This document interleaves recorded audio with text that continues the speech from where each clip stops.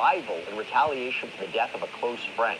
The U.S. attorney calls it a cold-blooded murder. The twists and turns of this case can get a little complicated, but we're going to talk about it all with an attorney who has a lot of experience defending high-profile rappers. Welcome to Sidebar, presented by Law and Crime. I'm Jesse Weber. Hey everybody, this is a Law and Crime legal alert. A mother was...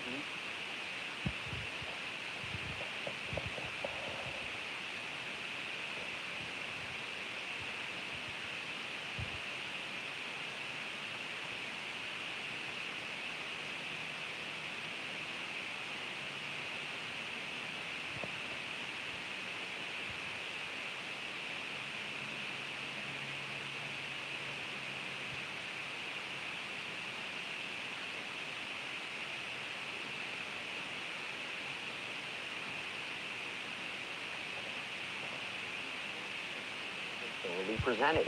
Visit babyformuladamages.com.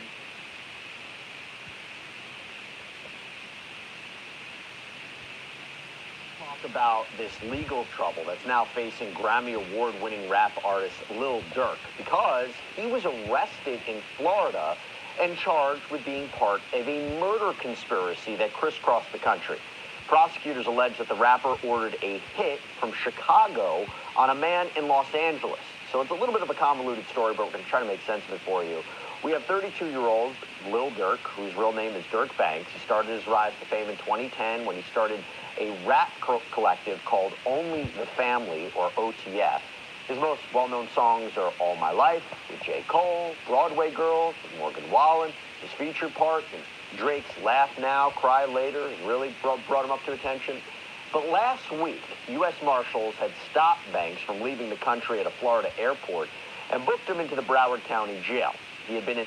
Bro, she's an immature little child, bro. I'm going to get really pissed off really fast. While I've been in this house, you were throwing... Indicted on a charge of conspiracy to use interstate facilities to commit murder for hire resulting in death. He's also been hit with weapons charges, too. These are federal charges, by the way. Very, very serious charges. We'll talk more about it, but... We've gotten our hands on an affidavit from an FBI agent who was investigating Banks' connection to what was this brazen shooting at an LA gas station.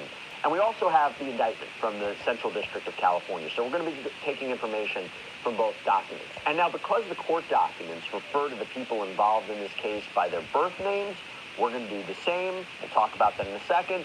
But to get into this, I want to bring in celebrity defense attorney, friend of the show, Bradford Cohen, to talk more about this. Bradford, thanks so much for coming on. Really appreciate it. We have another rap star taken into custody on some pretty serious charges, very different than the Sean Combs case, which we've been talking so much about. Just what are your initial thoughts on the indictment, the affidavit, these initial documents, and the initial allegations alleged by prosecutors? So I think that when we look at the indictment itself, what's so interesting is, you know, and this happens quite often, they don't put all and everything that they have in the indictment because they don't have to, right? Less is more for an assistant U.S. attorney or the U.S. Attorney's Office. And in this case, I think that's what they did. They gave them enough to know that they know what's going on, but not enough to know everything that's going on.